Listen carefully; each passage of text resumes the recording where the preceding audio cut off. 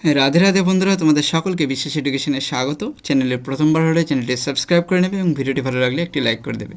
আজকে আমরা একটা প্র্যাকটিস সেট করবো ডব্লিউবিপি এবং কেপি এক্সামের জন্য অঙ্কের, ঠিক আছে? তো চলো অঙ্কগুলো একটা একটা করে করি। আর যদি কোনো অঙ্কে বুঝতে তোমাদের অসুবিধে হয় তো কি করবে না, কমেন্টের মাধ্যমে জানিয়ে যাবে। তো চলো প্রথম অঙ্কটা পড়ি, কী বলছে দেখি। দুটি সংখ্যার অনুপাত দেওয়া আছে, দেখো 2:3, ঠিক আছে? সরি, 1 মিনিট দাঁড়াও।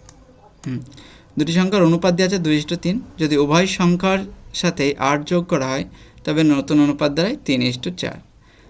তাহলে আসল সংখ্যা দুটি কী কী, কী বলেছে দেখো। বলেছে দুটো সংখ্যার অনুপাত প্রথমে দেওয়া আছে 2:3, তারপরে 8 যোগ করে কী হয়ে গেছে, সেই অনুপাতটা 3:4 হয়ে গেছে না? কত হয়ে গেছে বলো তো? 3:4 হয়ে গেছে। দেখো এদিকেও 1 বেড়েছে, আবার এদিকেও 1 বেড়েছে। আর দুটো সংখ্যার সঙ্গে কত করে যোগ করেছি আমি? 8 করে না? তাহলে 1 সমান কত বলো তো?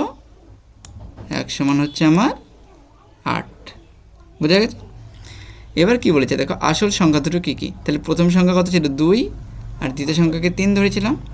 তো 1 সমান যদি 8 হয় তাহলে 2 সমান কত হবে? এই 2 সমান হবে 8 দুগুণে 16, আর 3 সমান হবে 3 আসতে কত? 2 × 10 = 24। তো অপশান 16 এবং 24 কোন অপশানে আছে? অপশান নাম্বার বিতে। বোঝা গেছে? তো চলো আমরা পরের অঙ্কে যাচ্ছি। এবার দেখো একটা শতকরা চ্যাপ্টার, এখানে একটা অঙ্ক দেওয়া আছে, ঠিক আছে? তো চলো কী বলছে অঙ্কটাতে প্রথমে দেখে নিই। বলছে দেখো, একটি বইয়ের দাম প্রথমে 20% বাড়ানো হলো, পরে 10% কমানো হলো। বইটির চূড়ান্ত দামে শতকরা কী পরিবর্তন ঘটলো? কি বলছে দেখো। বলছে একটা বইয়ের দাম প্রথমে 20% বাড়ানো হলো। তো একটা বইয়ের দাম প্রথমে কী করা হলো? 20% বাড়ানো হলো। ধরো বইয়ের দামটা প্রথমে 100 টাকা ছিল, এরপর 20% বাড়িয়েছি, মানে কত হয়ে গেছে সেটা? এখন 120 টাকা হয়ে গেছে, ঠিক আছে? এবার বলছে 10% হ্রাস করা হলো। তাহলে 120-র ওপরে তোমাকে কী করতে হবে না? 10% হ্রাস করতে হবে। তাহলে 120-র ওপর 10% হ্রাস মানে কি? 90% দাম পেয়েছো। তাহলে তার 90% মানে কি? পার্সেন্টের জন্য একটা /100 আছে, 90/100। এবার তুমি কাটাকাটি করো, 0 কেটে দাও, এখান থেকে একটা 0, এখান থেকে একটা 0 কেটে দাও। তাহলে 9 বরং কত হয় বলো তো? 108 হয়। কত হয়? 9 বরং 108, ঠিক আছে? 9 বরং 108। তাহলে আগে দেখো বইটার দাম ছিল 100 টাকা, সেটা ফাইনালি কত হয়ে যাচ্ছে? 108 টাকা। ক টাকা বাড়ছে দেখো? 8 টাকা বাড়ছে না? ক টাকা বাড়ছে? 8 টাকা বাড়ছে। 8 টাকা বাড়ছে মানে কি? 8% বৃদ্ধি, ঠিক আছে? পরের অঙ্কে যাচ্ছে, চলো। বলছে দেখো কি বলছে দেখো। বলছে অঙ্কে যে 1754 টাকা একটি দ্রব্য বিক্রি করলে যত টাকা লাভ হয়, 1492 টাকায় বিক্রি করলে ঠিক তত টাকাই ক্ষতি হয়। দ্রব্যটির ক্রয়মূল্য কত? যদি বলা হয় এত দামে বিক্রি করলে যত লাভ হয়, এত দামে বিক্রি করলে তত ক্ষতি হয়, তাহলে কী করবে না? ক্রয়মূল্য পাওয়ার জন্য দুটো যোগ করে 2 দিয়ে ভাগ করে দেবে। কী করবে? দুটো যোগ করে 2 দিয়ে ভাগ।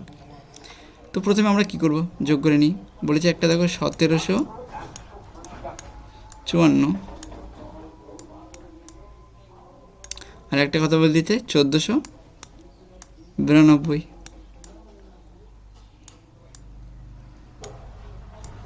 ঠিক আছে? 4 আর 2 কত? 6, 9 5 14, 4 হাত থাকে 1, 7 4 11, আর এই 1 12, 2 হাতে থাকে 1, 1 2 আর 1 3। এবার এটাকে কী করবো? আমি 2 দিয়ে ভাগ করে দেবো। 2 দিয়ে ভাগ করলে কী হবে? কত হবে বলো? 16 দুগুণে 32, আর 23 দুগুণে 46, ঠিক কি না? 1623। 1623 কোন অপশান আছে? অপশান নাম্বার এতে। বোঝা গেছে নিশ্চয়ই? চলো পরের অঙ্কে যাচ্ছি। দেখো সরল সুদের একটা অঙ্ক। দেখো প্রত্যেকটা চ্যাপ্টারের অঙ্ক আছে, তাই না?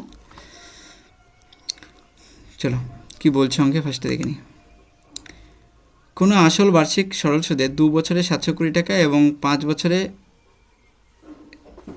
2 বছরে 720 টাকা এবং 5 বছরে মোট 7 বছরে 1020 টাকা হচ্ছে, ঠিক আছে? সুদের মূল্যে মানে সুদ আর আসল মিলিয়ে 1020 টাকা হচ্ছে। তাহলে সুদের হার কত? দেখো কোনো আসল 2 বছরে কত টাকা হয়ে গেছে? 720 টাকা। 2 বছরে 720 টাকা হয়ে গেছে। আর মোট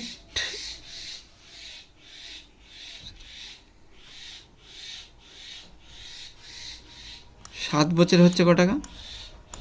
দেখো এখানে ভাষাটা বুঝতে হবে। কোনো আসল বার্ষিক সরল সুদের 2 বছরে 700 কোটি টাকা এবং পরবর্তী 5 বছরে মোট 7 বছরে 1000 কোটি টাকা। শুধু 5 বছরে 1000 কোটি টাকা হয়নি, মোট 7 বছরে হয়েছে 1000 কোটি টাকা। এটা মাথায় রেখে দেবে।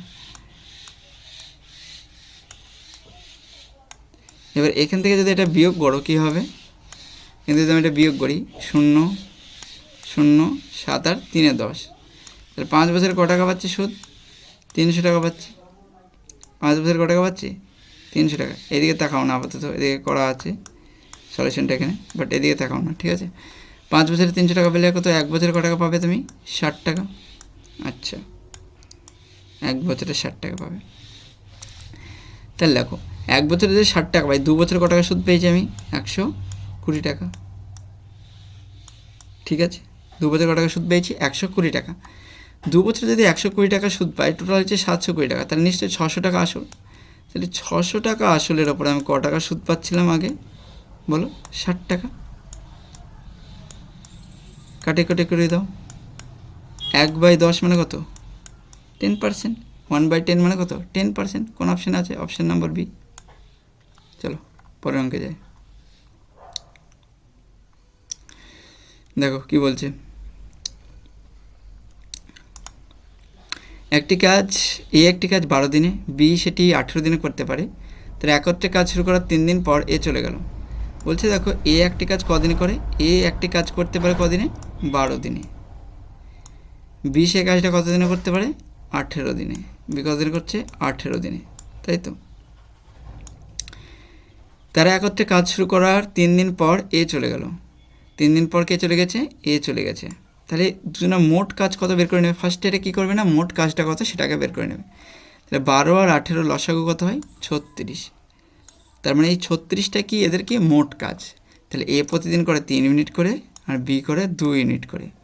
এবার বলছে তারা একত্রে কাজটা শুরু করে, মানে দুজনে একসঙ্গে শুরু করে, মানে 5 করে শুরু করে। কদিন করে তার জন্য? ক্ষেত্রে 3 দিন কাজ করে। তাহলে 3 5-এ কত দিন হয়ে যাবে?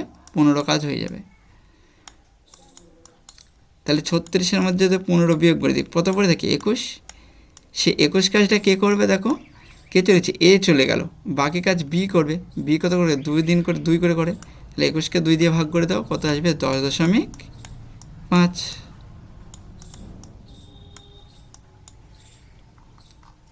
এটা কত আসবে? 21কে 2 দিয়ে ভাগ করে দেবে, আসবে 10.5। মানে কোন অপশানটা উত্তর হবে? Option number B. ঠিক আছে, তো চলো 6 নম্বর প্রশ্নে কি বলছে দেখি। প্রশ্নে এখানে বলেছে, 6 নম্বর প্রশ্নে এখানে বলেছে, দেখো কি বলেছে। 150 মিটার একটি ট্রেন 45 কিমি পার ঘন্টা বেগে ধাবিত হচ্ছে। ট্রেনটি 30 মিটার দীর্ঘ একটি সেতু অতিক্রম করতে কত সময় নেবে? আচ্ছা, একটা ট্রেন আছে যার দৈর্ঘ্য হচ্ছে 150 মিটার। আচ্ছা, সময় বের করতে বলছে ফার্স্ট। আর আমরা টাইম বা সময় সমান কি জানি?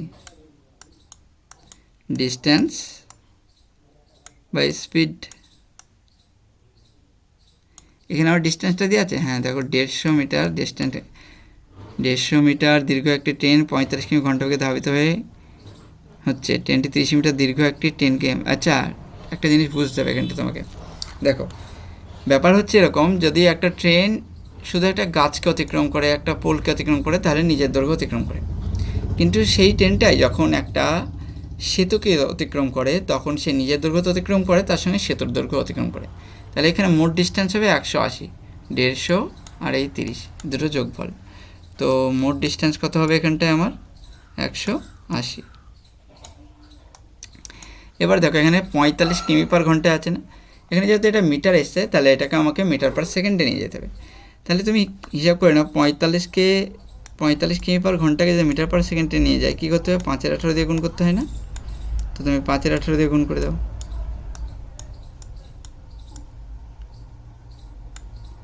9 দুগুণে 18, 5 9 45।